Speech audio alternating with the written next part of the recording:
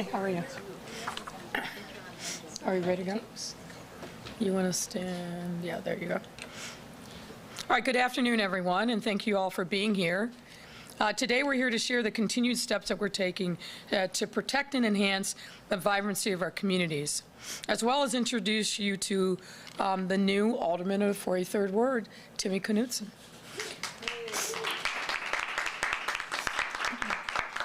And joining me here today are Chairwoman Michelle Harris, Alderwoman Monique Scott, Alderman Knudsen, the Department of Planning, the Department of Transportation, Commissioner Biaggi, wrong notes, Business Affairs and Consumer Protection Commissioner Ken Meyer.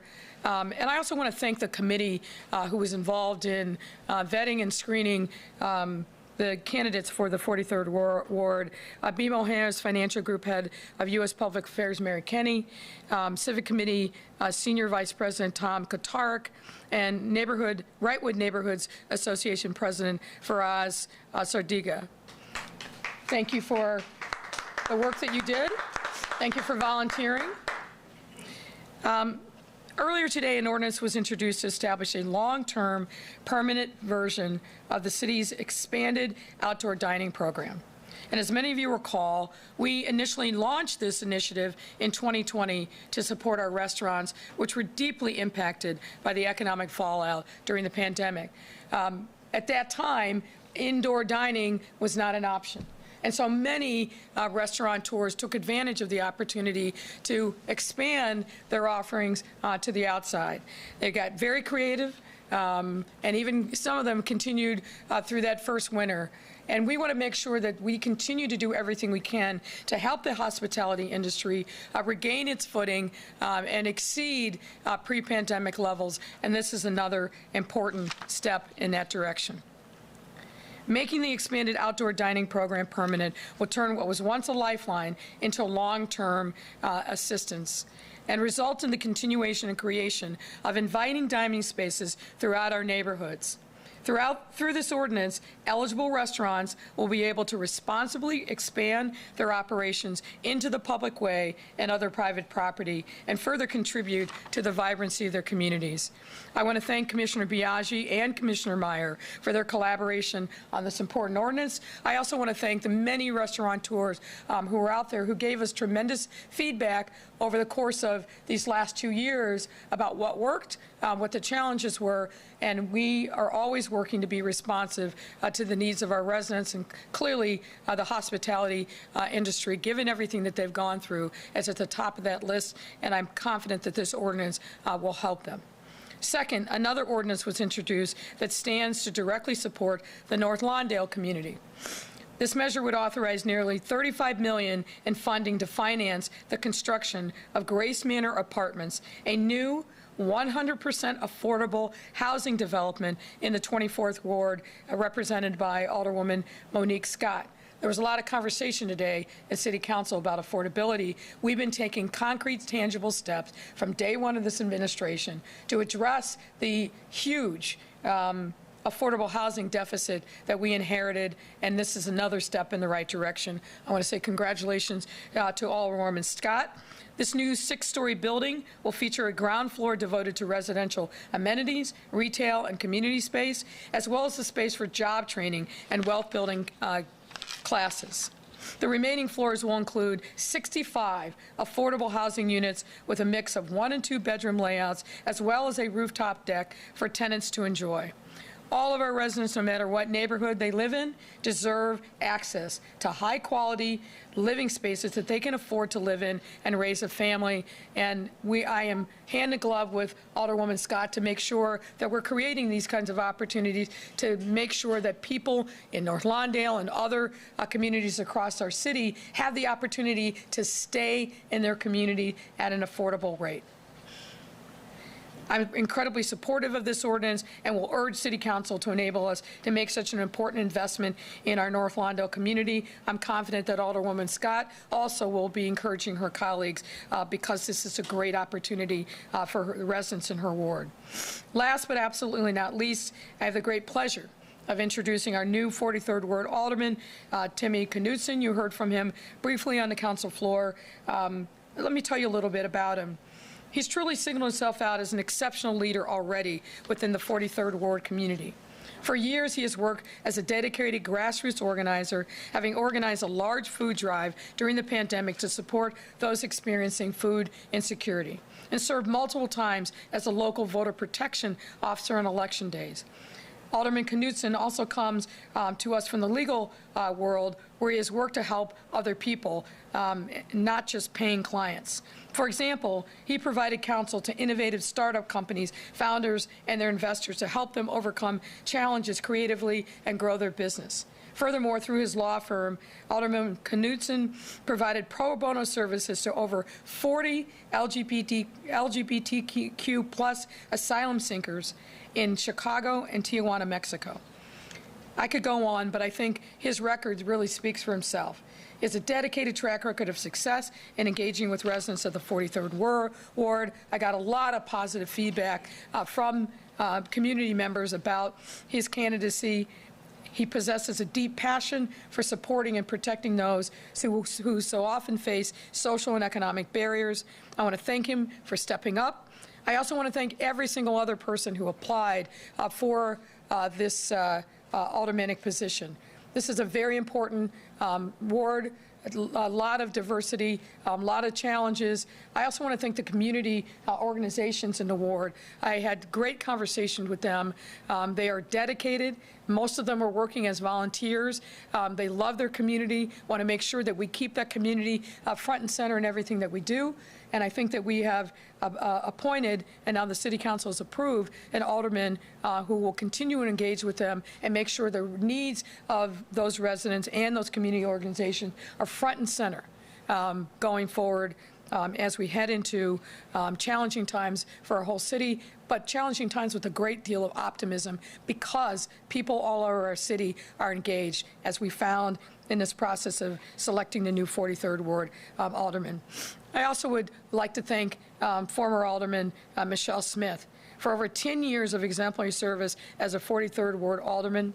As I said today, former Chairman Smith has been truly an advocate for the communities that she represents, and have undoubtedly brought meaningful positive change to the ward. Lots of things happen in that ward over the course of Alderwoman Smith's tenure, and she handled all of the challenges, all the different voices with great ability to try to bring people together, build consensus, but also importantly, show leadership. And I meant what I said. Alderman Smith not only is a great advocate for her ward, but she also was an incredible fiduciary for the entire city. Her leadership will be missed, but I'm hoping that I will be able to get her engaged in some other activity as she enjoys her retirement. And now, with that, it's my pleasure to welcome the new 43rd Ward Alderman, Timmy Knudsen. Alderman. Thank you, Mayor. What a day. Thank you, Mayor Lightfoot. It is truly the honor of a lifetime to be entrusted with this opportunity to serve the 43rd Ward community, which I am so proud to call home. It must not be lost on any of us that the first black woman to lead the city of Chicago and the highest ranking LGBT mayor in U.S. history has blazed a trail for the first openly gay alderman of the 43rd Ward. Today, I become the 7th member of the LGBT caucus in a city with nearly 150,000 queer adults. I want to thank Judge Jill Rose Quinn, I want to thank Alderman Smith, and I want to thank the 43rd Ward Selection Committee for the faith that was put in me.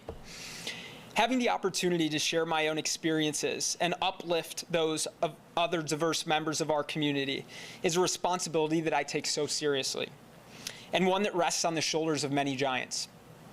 Now, allow me to introduce myself. I'm Timmy Knudsen. We can stop talking about the Timmy thing. It's Timmy. Knudsen's with a hard K, and I'm the alderman of the 43rd Ward of Chicago. Thank you. My story begins in my hometown of Wheaton, Illinois.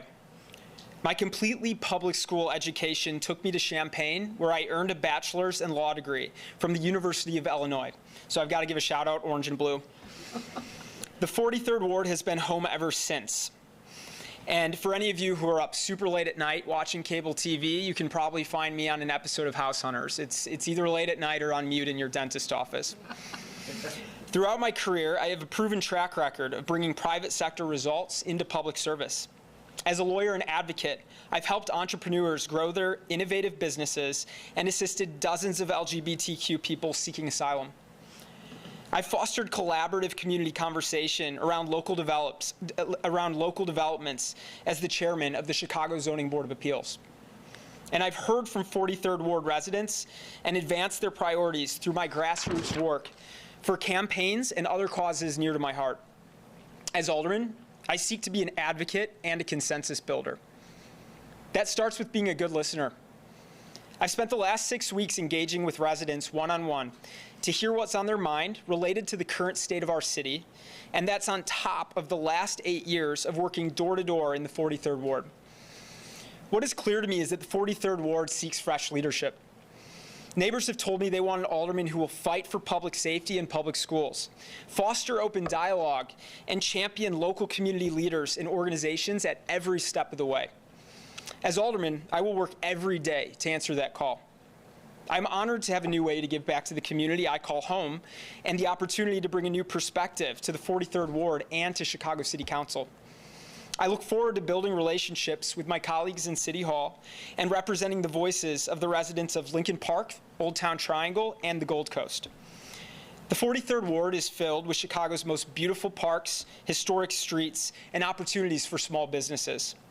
It is full of families who want safe neighborhoods and the very best schools for their children. It is brimming with a hope and an energy and a possibility that inspires me every single day. I'm so looking forward to getting to work for the people and my neighbors in the 43rd Ward, and I want to thank you all.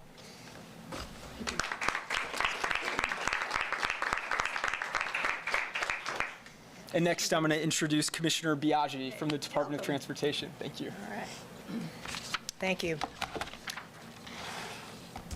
So one of the things that we wanted to just put a finer point on is how important this expanded outdoor dining ordinance is that we introduced today. Back in 2020, as you recall, it was a totally different time. We were trying to figure out how to throw a lifeline to the restaurant industry, and outdoor dining was a way that we did it, putting our streets and our sidewalks and something called a curb lane, which I'll explain, in service of what people needed and what people wanted in a time when we were just navigating through together how to make sure that the restaurant industry didn't collapse and how to make sure that Chicagoans had a place to go outside with enough space to enjoy the dining in their own neighborhoods and in other places across the city. So what started as a lifeline today is now becoming something permanent. And as the mayor stated, it's permanent in response to what we've been able to learn over the last couple of years in administering this program. So it's a partnership between ourselves and BACP, Commissioner Meyer, right there, to make sure that this is a permanent program that works for everyone, that's easier to use. We've taken some of the bureaucracy out of it, made it a simpler process, but also made it work better for people who are walking and rolling and moving around their neighborhoods. So the program establishes an outdoor dining street permit issued by CDOT, and that allows eligible restaurants to operate on the roadway next to their business. It follows the same rules as before in terms of you need 3 groups, 3 restaurants, or a restaurant and a tavern together to apply for a permit. And right now, you know, we've served anywhere from 600 to 700 restaurants across the city, across dozens and dozens of locations. For these establishments, full street closures would be allowed if it makes sense in that neighborhood through our review and working with all of the other departments as well as local aldermen on making sure that it works for everybody in the neighborhoods. But to improve ADA accessibility, one of the things that we're introducing now is a curb lane permit. Okay, what is the curb lane, right? You know where the sidewalk is, you know where the curb is, and you know where you typically drive your car. It's that space between the travel lane and the curb itself. And you probably saw through this program, we often were creating room for dining and having people walk in that curb lane, off the curb and back on. And we recognize that we can do better. And so what we are doing as part of this outdoor dining permanent ordinance is enabling the curb lane to be used for that dining to make sure we still have sidewalk access. We want pedestrians and people in wheelchairs and people with strollers, we want you on the sidewalk. And so this will be a huge improvement, and it activates part of the street that we weren't using before in a large way for this kind of improvement. So that improves mobility, it makes it safer, it increases ADA accessibility. It's a big win for the program. So this will complement a lot of other city initiatives. And in addition to our outdoor dining, you probably have heard about our Chicago Alfresco program, which is a way that we have taken what works in dining and made it possible all over the city to create places for people to gather that is anchored by a restaurant. That is an evolution, and that is a partnership with Choose Chicago, donors Diageo, and then many neighborhoods from Austin to Humboldt Park and Woodlawn and Rogers Park and Morgan Park all over the city. And so this is this evolution of the program. So at the end of the day, we're putting our streets in service of what residents need and want. We are continuing to support our restaurant industry, and under Mayor Lightfoot's leadership, we are making permanent a program that really moves Chicago forward on so many levels. So I'd be happy to take questions in that regard when it's appropriate. And I think, am I last? You can take all I can take questions now. Thanks, Commissioner. Whatever the boss would like. Thank you. Let me say one more thing before we take your questions. I neglected to thank somebody who's very important to the process of selecting new aldermen, and that is Alderwoman Michelle Harris, who Alderwoman Harris not only provides, I think, an important perspective as these processes have moved forward, she's also there as a resource for the committee, but also a resource for the new aldermen. So I just want to say thank you, Alderwoman Harris. And now happy to take your questions. Go ahead. Thanks, Mayor. Appreciate it. One question per reporter. Asha and I will be passing on the mic. We'll start with Mariah from WBZ. Hi, Mayor. Hi there. How are you? Good. How are you? Starting in the back row. Yep. Can you share your timeline or plan for replacing Chairwoman Michelle Smith and Chairman Michael Scott on the Ethics and Education Committees, please? Yeah, we were aware that there were some aldermen who were going to be retiring, some that were going to not run for re-election, and so kind of wanted to see, let that process play itself out. I think we're probably close to the end now, so we'll be taking some steps to make sure that we fill those vacancies. Is there a deadline that you have? No, there's no deadline. Like I said, I've been waiting to kind of get the final word of folks who were deciding as to whether or not they were going to transition. I think I have a sense of what that landscape looked like now, so we'll be moving expeditiously from this point to make sure that we fill those vacancies. Thanks, Mayor. Mallory, WLS. Go ahead. Hello, Mayor. I wanted to get your comments on State Senator Emil Jones being federally charged, as well as what it says about the red light camera program, and maybe it's sucking.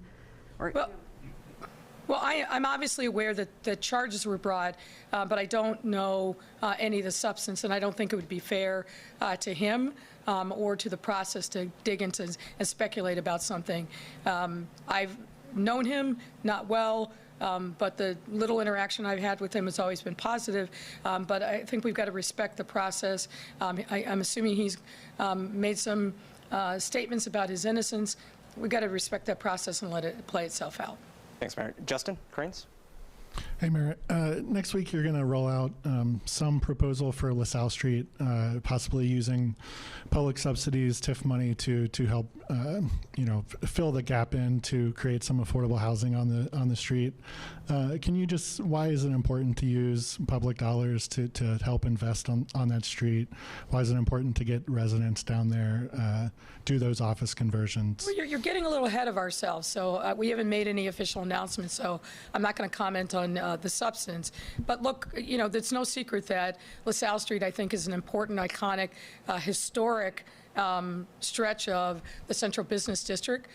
There has been a lot of movement with law firms and banks moving to other locations. And we want to just make sure that that stretch from really the Board of Trade to Wacker remains vibrant. The Google announcement, which is the largest corporate expansion in the downtown, I think, in the history of our city, is really, I think, resonating, catching people's attention, but I think also gives us a real opportunity to rethink the vision for LaSalle Street, so we support those existing businesses, but also reimagine the opportunities for some of those historic buildings, like I still call it LaSalle Bank, but more recently Bank of America, obviously BMO, the state of Illinois is going to take occupancy in some of those buildings, but there's much more that I think think we can and must do, particularly the Rookery and other spaces. So we'll be making some announcements soon and then get into the substance of it at that point. Correct, WBBM. Hello, Mayor. Hi, how are you? All right, and hope you're well. You did make the announcement, of course, about the Lawndale development, but for the bigger picture, what can you say to people who've been listening to this debate about soccer fields and housing in general, who are saying, but we're still getting promises, but we've been getting them for 20 years, and that it still doesn't seem to be moving, that there always seem to be some other excuses or things that are slowing things down? Well, I wouldn't call it excuses. I mean, if it was easy to solve the issue of affordability, we would have solved it. When I came into office, by most estimates, we were down about 120,000 units of affordability. I think we've made great strides in addressing those challenges, not the least of which is our announcement last December that we were going to commit $1 billion to bring new affordable projects to all areas of the city, and you've heard me say this before, to really take some specific concrete strides to break down the segregation that has plagued our city for far too long. I think you heard from many of the members who actually know about the project that there was an extensive amount of community engagement in the Oblahones area with community members, legacy members of the Obla homes, but also other residents in that area, to make sure that the development really reflected what the community members said that they needed. To me, this is not about automatic prerogative, as some members tried to make it. It's about, we have this vacant land for which there was no plan. We have an investor who's not only willing to invest, building the headquarters of the Chicago fire team, keeping them in the city, which is important. It's also going to have a range of opportunities for junior soccer players, getting more kids involved. And then you heard about the various community benefits that are going to inure to that community. Joe Mansueto has been very intentional about answering my call for business people to invest in areas of our city that either have seen little to no investment or have frankly been disinvested in. That's not the only place where he's made an investment.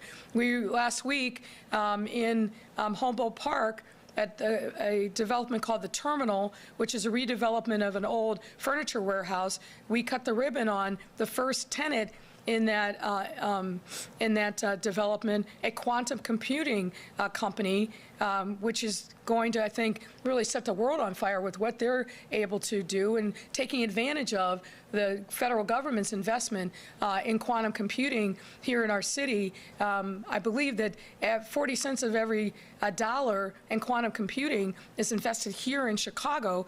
That's just one example, and why I bring that up is because Joe Mansueto and his company were the anchor investors. I don't see a lot of folks clamoring to invest in that particular area in Alderwoman Mitt's ward.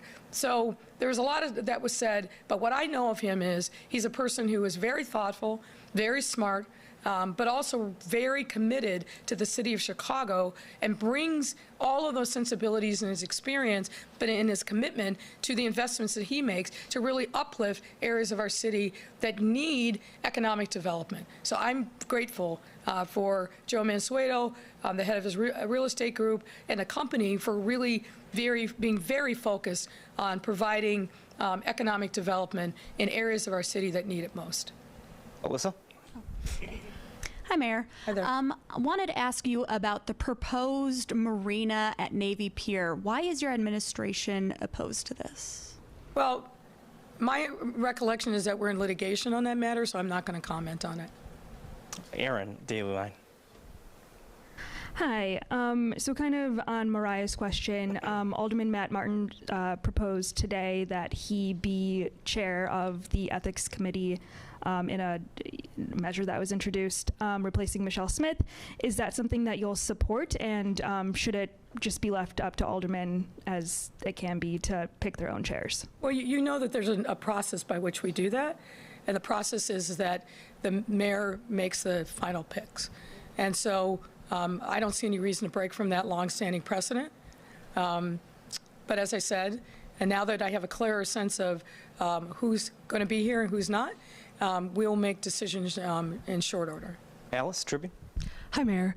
Is the next and final step in the Chicago fire deal to get HUD approval, and do you think the federal government will sign off? I can't tell you as I sit here today what the next step is, but obviously HUD has been consulted every step of the way. This deal would not have moved forward with the CHA if HUD hadn't been consulted. But I don't know the particulars. We can get that to you as to whether or not there's a next step with respect to HUD. But I can assure you that HUD was consulted from the very beginning when this was first thought of as a potential development. Marianne, NBC.